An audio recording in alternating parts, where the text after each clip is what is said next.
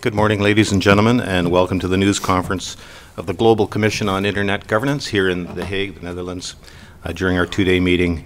My name is Fred Kuntz. I'm with CG, the Center for International Governance Innovation, which is a partner in the Commission with Chatham House and others. There are media kits at the back of the room for journalists who are here. Our news conference is also live webcast globally, and we've had media register in other cities to watch the news conference online and transmit their questions to our speaker, Carl Bildt, through Eric Jardine, CG Research Fellow here at the front of the room. And if you're here, of course, you can just ask your questions live. And our purpose today is to release the Commission's statement toward a social compact for digital privacy and security. And I'll now turn it over to the Chair of the Global Commission on Internet Governance, Carl Bildt. Thanks, Fred. And briefly from my side, first, for those of you who are not aware of it, the Commission was set up somewhat more than a year ago. It is a totally independent commission. We answer to no one except ourselves and the word, you might add. And it has a broad composition, both in terms of geography and in terms of different experiences. It's spanning the people with deep experience of the human rights issues to those with deep knowledge about security issues, as well as business and technology and all sorts of other things. And we will aim to conclude our work roughly a year from now, and aiming to have a report that is also geared to the ministerial meeting of the OECD that is going to be held in, I think, late spring of 2016 on the internet issues. But we decided, coming out of our discussions, to issue this interim statement, you might add, or you might call it, in conjunction with the big conference that is going to be held here starting tomorrow. And that is focused on what we see as the need for what we call a new social compact on the use and the misuse of the internet. That is driven by the concern that we have over the erosion of trust in the net that we have seen during the last few years. We've been conducting extensive opinion polling, and others have been doing the same, and the result is fairly identical. That is that there is an erosion of trust. We see more and more people being somewhat apprehensive. We even see signs, although they are not too dominant at the moment, of them restricting the use of the net as a result of this. And even more, I would say, the risk is that this mistrust will be the feeding ground for policies in different countries that will be divisive and disruptive when it comes to the potential of the net. And the potential of the net is, of course, enormous. This has rapidly developed as the most important infrastructure of the world. And if you look ahead, I think we are only in the beginning of a development. We talk about the Internet of the Things, or we talk about a hyper-connected world, or we talked about the networked society, or whatever. But the Internet will not only be the most important infrastructure, it will be the infrastructure of every other infrastructure. And indeed, the free flow of information, the free flow of data, is key to free societies and to open economies and to an open world.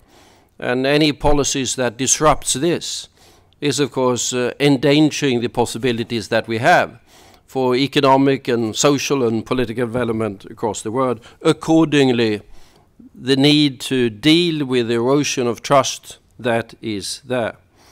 What do we then mean by a social compact? Well, we don't mean that everyone is going to sit down at a big conference and agree on everything, because that's not going to happen. But really that all of the relevant actors have a duty to act in order to restore trust. We focus quite a lot on sort of governments and the surveillance and the privacy and the human rights aspects that have been a lot in the focus of debate.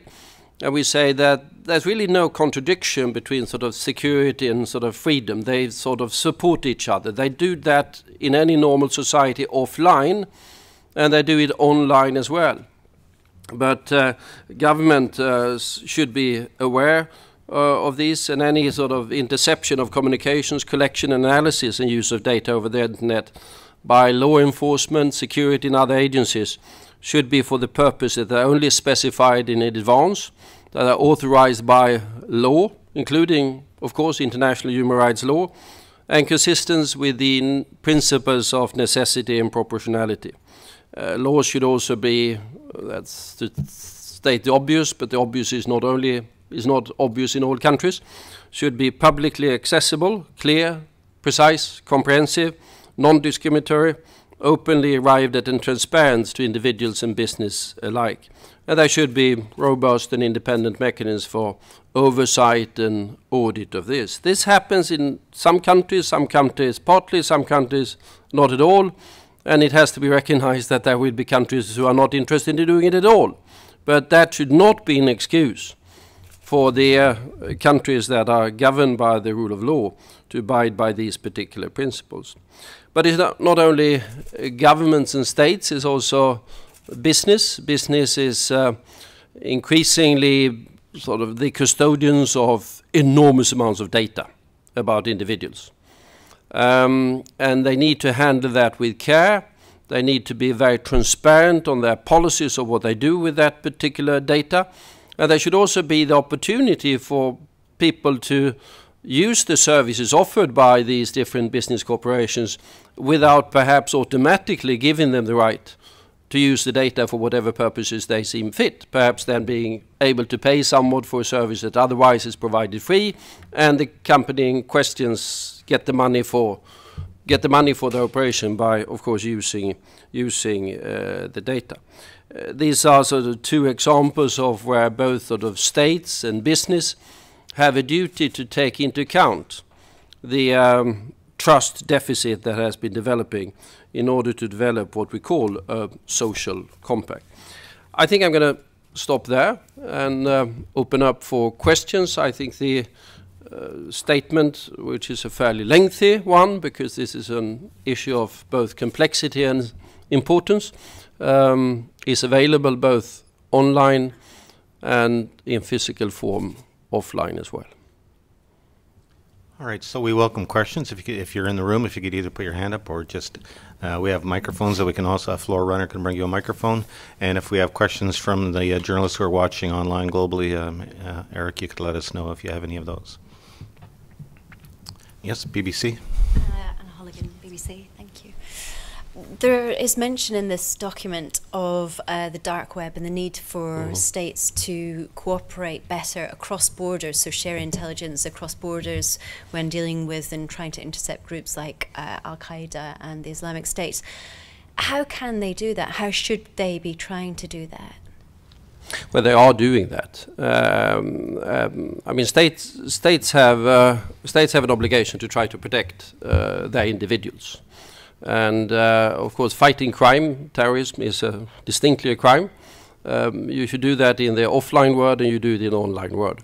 Cooperation is developing between sort of the relevant law enforcement agencies. I mean, we are now sitting in The Hague, and from the European point of view, this is the center for European operations, the EUPOL and the crime fighting, the cyber crime fighting center is here, which is an example of how the European nations cooperate when dealing with, it could be sort of cyber criminality in the financial sphere, it could be trafficking of human beings, which is an enormous problem on the net, it could be child pornography, it could be terrorism, and that is both cooperation that is done between European nations, and there was an example that was highlighted in the public the other day, cooperation also with the relevant American agencies in order to do these things. So in terms of fighting crime, I think development of cooperation is ongoing.